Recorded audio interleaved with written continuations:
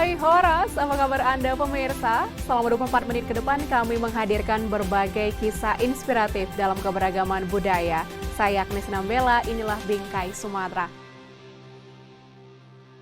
SLS atau sodium lauryl sulfat merupakan salah satu bahan yang sering ditemukan di produk-produk kecantikan dan perawatan tubuh. Jika digunakan secara berlebihan akan memberikan dampak negatif bagi tubuh dan lingkungan. Untuk mengurangi dampak negatif dari SLS, kita dapat membuat sabun sendiri di rumah pemirsa. Seperti yang dilakukan oleh Kartika Sari di Kota Medan. Data dari Jurnal Perguruan Tinggi Toksikologi Amerika menilai bahwa SLS tidak berbahaya jika digunakan secara singkat dan dibilas dari kulit. Penggunaan kandungan SLS dalam produk yang bertahan lama di kulit, konsentrasinya tidak boleh melebihi 1%.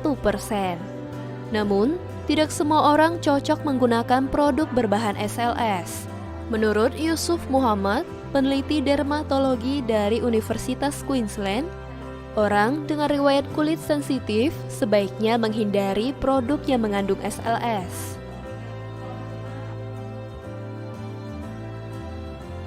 Bagi orang yang memiliki kulit sensitif seperti Kartika Sari, salah satu alternatif yang dapat dilakukan adalah membuat sabun berbahan non-SLS sendiri di rumah. Selain membuat sendiri, instruktur workshop pembuatan sabun Princess Green Shop ini juga membagikan ilmunya dalam membuat sabun non-SLS sejak tahun 2019. Awalnya terdorong dari pengalaman pribadi yang kulitnya rusak karena penggunaan berlebih dari bahan SLS. Jadi setelah mengenal dengan sabun handmade ternyata berubah banyak gitu. Jadi perubahan-perubahan itu yang mendorong saya untuk bikin awareness ke masyarakat bahwa sabun handmade itu lebih aman dibanding sabun pabrikan. Sabun handmade non-SLS ini juga ramah lingkungan karena tidak menggunakan asam sulfat, hasil penyulingan sumber energi yang tidak terbarukan, yaitu minyak bumi. Selain itu, sabun ini dapat dikreasikan sehingga memiliki warna dan pola yang menarik. Uniknya, ketika digunakan, sabun ini juga bisa menghasilkan busa, sama seperti sabun berbahan SLS. Untuk membuat sabun non-SLS handmade, bahan-bahan yang diperlukan tidak begitu banyak, hanya minyak, air suling, dan soda api. Untuk menambahkan aroma pada sabun, Anda bisa menggunakan essential oil. Atau jika Anda ingin menambahkan warna yang menarik pada sabun, Anda bisa menggunakan bubuk mika yang aman untuk kulit.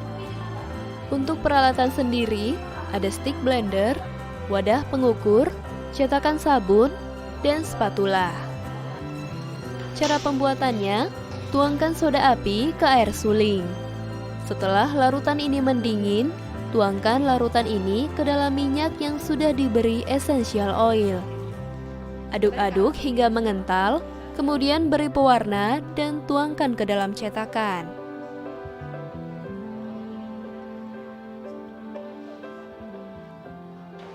Sebenarnya semua jenis minyak bisa ya, hingga sampai dengan minyak jelantah juga bisa dipakai untuk bikin sabunnya. Jadi minyak jelantah itu minyak sisa gorengan atau sisa dapur, itu bisa dipakai untuk sabun.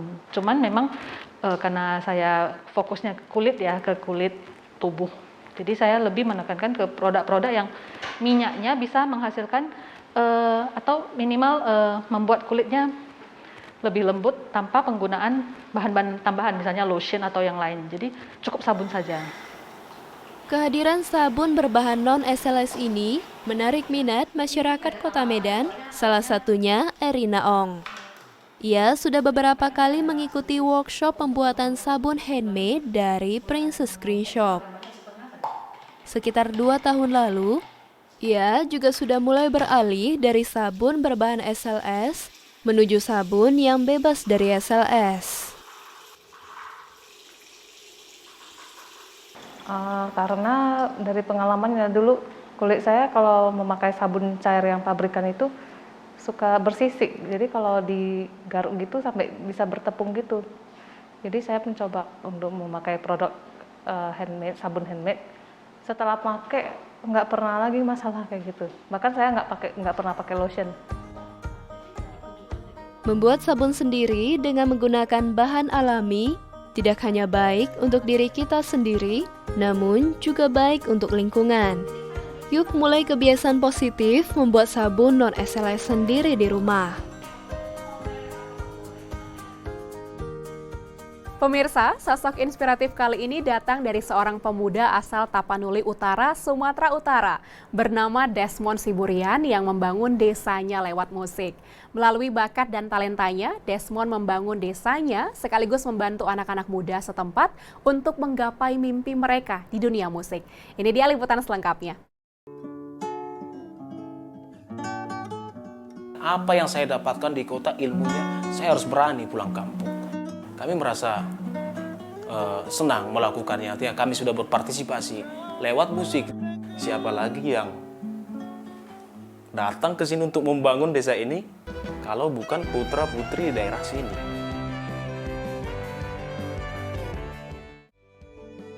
Kampung halaman Simamora Nabolak di Pagaran, Kabupaten Tapanuli Utara, Sumatera Utara, tampak asri.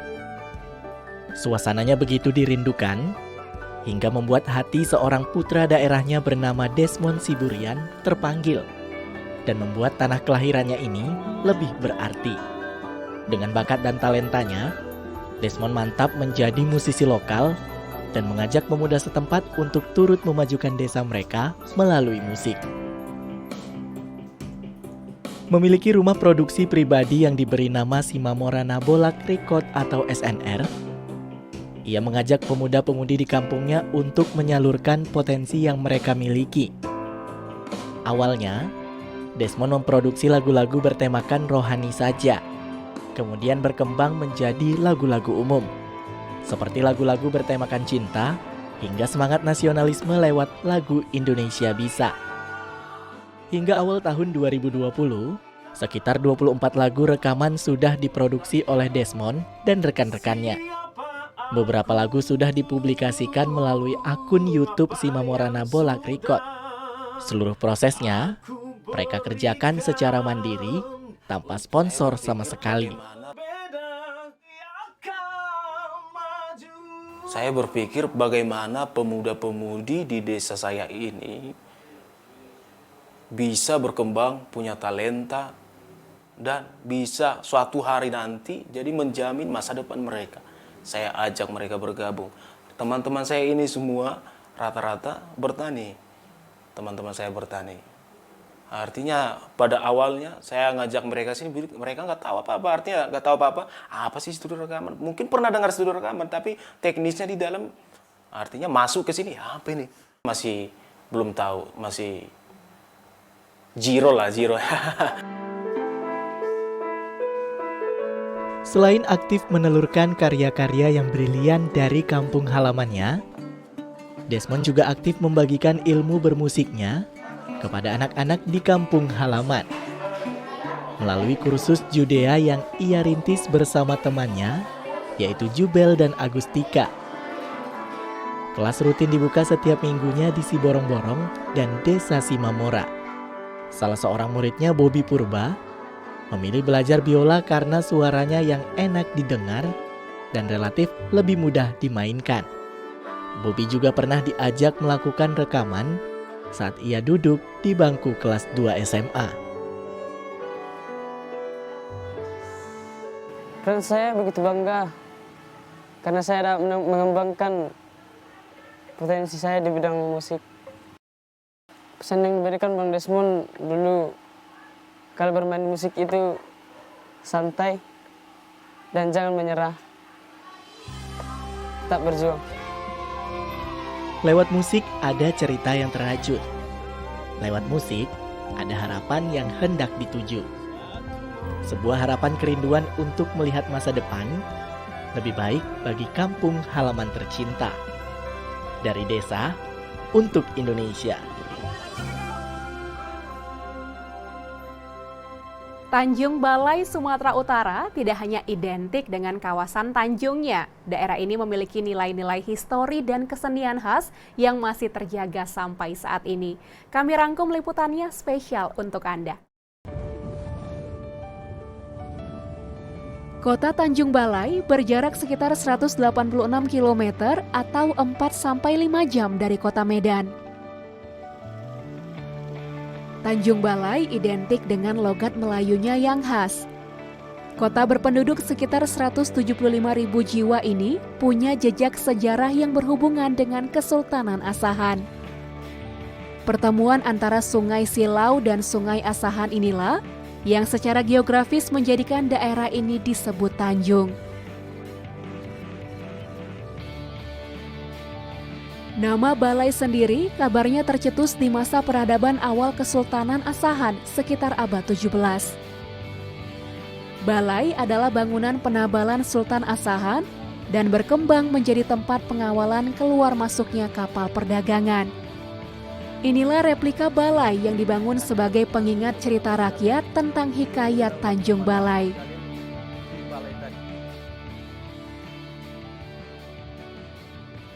Kronologi Tanjung Balai berawal dari penobatan Sultan Abdul Jalil, Sultan pertama, anak daripada Sultan Iskandar Muda. Kronologinya makanya ada terjadinya Tanjung Balai akibat Sultan Abdul Jalil diusir dari Pulau Raja, mau diambil alih pemerintahannya, maka Sultan Abdul Jalil mengundurkan diri dari Pulau Raja dan mengirim surat kepada ayahandanya Sultan Iskandar Muda. Dan Sultan Iskandar Muda murka, langsung mendatangi anaknya Sultan Abdul Jalil dengan pasukan perangnya untuk melawan daripada yang mengeluarkan Sultan Abdul Jalil di Pulau Raja. Seiring berkembangnya waktu, Tanjung Balai juga punya cerita tersendiri yang berhubungan dengan syiar agama Islam. Konon orang-orang dahulu memaknai siapapun yang berdomisili di Tanjung Balai dan ingin memeluk Islam, diistilahkan masuk Melayu karena Melayu identik dengan Islam. Penyebaran Islam juga sudah terjadi di masa Kesultanan Asahan. Namun sejalan dengan itu, Tanjung Balai diduga juga menjadi jalur masuknya pendakwah, hingga menjadikan kota ini mendapat julukan Kota Ulama. Sebagai masjid bernilai histori dalam peradaban Islam di Tanjung Balai, Masjid Ahmad Syah masih digunakan kaum muslim untuk beribadah hingga kini. Meski bangunannya berusia tua, masjid ini masih terlihat kokoh dari sisi luarnya. Belayar satujuan batambat satangkahan. Inilah semboyan kota Tanjung Balai yang punya arti seia sekata dalam mencapai tujuan. Salah satu aspek yang mengalami pergeseran nilai karena masuknya Islam adalah aspek kesenian. Dahulu kesenian yang berkembang di masyarakat ada yang bertentangan dengan nilai religius Islami. Kini, kesenian kian dinikmati sebagai bagian dari budaya dan bagian kehidupan masyarakatnya. Tak sedikit juga kesenian tersebut berlandaskan nasihat-nasihat kehidupan. Seni tradisi di Tanjung Balai masih dijalankan oleh salah satu keluarga yang tinggal di daerah Seitualang Raso, Kota Tanjung Balai. Ucok Bangsi, begitu sapaan akrabnya. Ucok kini berusia 65 tahun dan hampir separuh usianya ia habiskan menjadi pemusik tradisi, mulai dari acara marhaban, kasidah, hingga berakhir di pertunjukan senandung tradisional. Orang terdahulu memang piawai membuat alat musik sendiri. Salah satu alat musik yang diturunkan kepadanya dan masih berfungsi adalah alat musik tiup bangsi. Instrumen satu ini punya peran untuk membangun suasana dalam kelompok instrumen musik khas Tanjung Balai. Buat kamu adakan festival biar nampak. Jadi mana yang kurang-kurang sedikit biar kita didik. biar ada penerus. Kan mudah. Memang ada niat dia yang belajar, kalau ada 3 orang paling jadi itu 1. Kalau memang rutin tiap malam dibuatnya bertamu. Kalau kita sembarangan batahtim itu bukan petartim namanya. Tak pandai dia lagu. Iya. Jadi Sinandung ini pun, kalaupun dia tak pandai, kalau Banandung tuh payahlah tak bisa.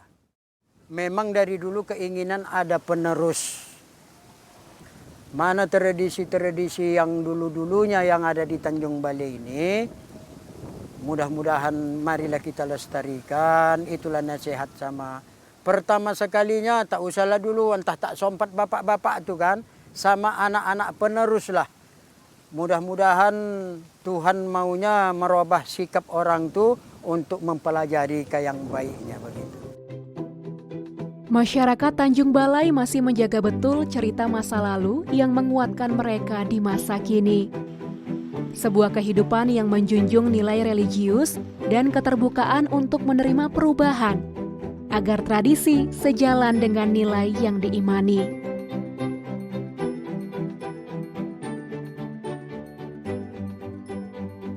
WMM atau Wirausaha Muda Mandiri adalah sekelompok pemuda yang fokus pada bidang pemberdayaan, social entrepreneurship, lingkungan, dan perempuan. Selama pandemi, mereka membantu masyarakat di Desa Seinagalawan, Kabupaten Serdang Bedagai untuk memulihkan ekowisata mangrove yang terdampak akibat pandemi. Lalu seperti apa aksi mereka? Berikut liputan selengkapnya untuk Anda.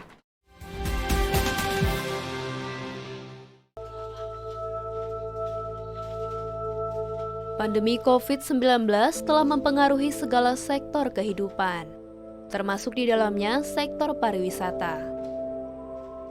Salah satu lokasi wisata yang ikut terimbas pandemi COVID-19 adalah ekowisata mangrove di Desa Seinagalawan, Kabupaten Serdang Bedagai, Sumatera Utara. Ahmad Yani adalah salah satu warga Desa Seinagalawan yang merasakan getirnya dampak pandemi.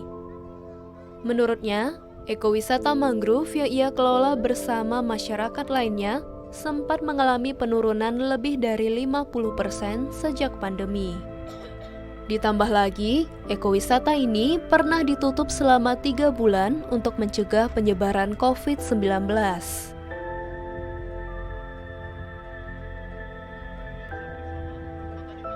Biasanya sebelum pandemi kami bisa, 1 bulan itu bisa mencapai, dari wisata ini, saya kerja nggak kerja atau nggak terlibat di wisata ini, bisa mencapai 1 jutaan per bulannya. Itu penghasilan tambahan dari pekerjaan tetap saya sebagai nelayan. Tapi semenjak pandemi ini ya mencari 500.000 pun per bulan agak sulit. Tergerak untuk memulihkan kembali ekowisata mangrove yang terdampak akibat pandemi COVID-19, sejumlah pemuda yang tergabung dalam Yayasan Wirausaha Muda Mandiri atau WMM Foundation datang ke Desa Seinagalawan. Mereka pun memberikan pelatihan bagi masyarakat di sana. Nah, orang-orang yang mengelola wisata ini, kalian tahu lokasi ini. Nah, nanti ke depannya, yang pertama, alasan WMM Foundation ingin berpartisipasi dalam upaya pemulihan ekowisata mangrove, terutama di Kampung Nipa ini. Yang pertama itu untuk berpartisipasi dalam upaya pemulihan ekonomi pasca COVID ya. Jadi karena kita terinspirasi dari penurunan jumlah pengunjung di kawasan ekowisata ini dan juga penurunan permintaan terhadap produk-produk olahan mangrove masyarakat sekitar. Jadi kita ingin agar produk mereka lebih dikenal dan ekonominya lebih stabil, sehingga kegiatan-kegiatan kita di sini itu dalam rangka upaya untuk mewujudkan itu, begitu. Lewat program English for Us, mereka mengajari masyarakat Desa Seinagalawan, baik dari usia anak-anak hingga dewasa, untuk mahir berbahasa Inggris. Tujuan dari program English for Us nantinya akan berintegrasi dengan program Global Volunteering, di mana WMM Foundation akan mengajak relawan mancanegara untuk datang ke Sumatera Utara. Dan Seinagalawan adalah salah satu lokasi yang ditargetkan.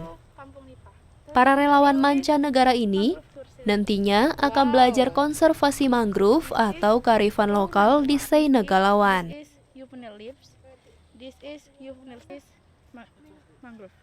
Dan untuk itu kita butuh kesiapan dari masyarakatnya sendiri atau human resource-nya. Jadi mulai dari sekarang kita mulai nyicil nih untuk menempah mereka supaya mereka siap gitu. Kalau next year atau katakan by the end of this year gitu udah ada volunteer dari mancanegara yang datang gitu, entah mau belajar pengolahan produk mangrove atau belajar nanam mangrove gitu. Selain itu, WMM Foundation juga mendampingi masyarakat Sei Negalawan untuk mengembangkan inovasi kuliner dari jeruju, yaitu es dawet jeruju. Tidak ketinggalan, mereka juga membina masyarakat Sei Negalawan untuk memanfaatkan limbah kerang yang berserakan di pantai untuk dijadikan kerajinan yang menarik. Dengan keterampilan ini, diharapkan masyarakat Sei Negalawan tertarik melihat peluang ekonomi dari limbah yang banyak terdapat di sekitar mereka.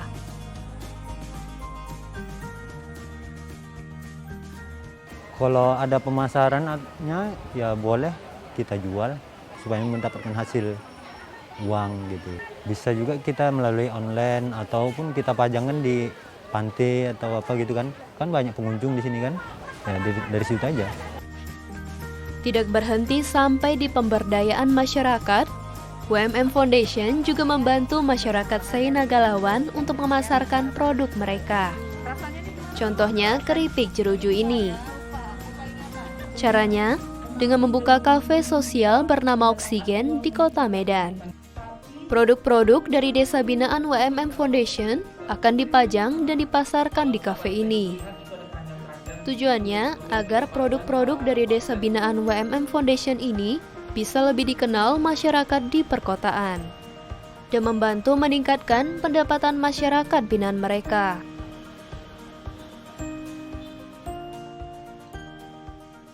Karena nantinya keuntungan atau profit yang kita peroleh dari Oksigen Cafe ini akan kita gunakan sepenuhnya untuk program sosial dan lingkungan yang ada di bawah naungan WMM Foundation.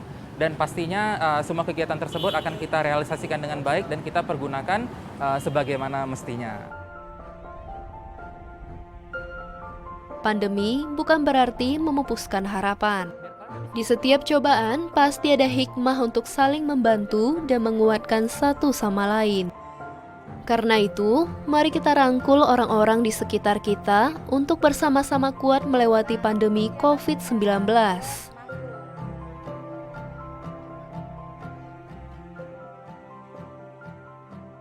Sekian program Bingkai Sumatera, saya Agnes Nambela pamit. Jaga diri Anda dengan menerapkan protokol kesehatan dan tetap semangat menyebarkan kebaikan. Sampai jumpa.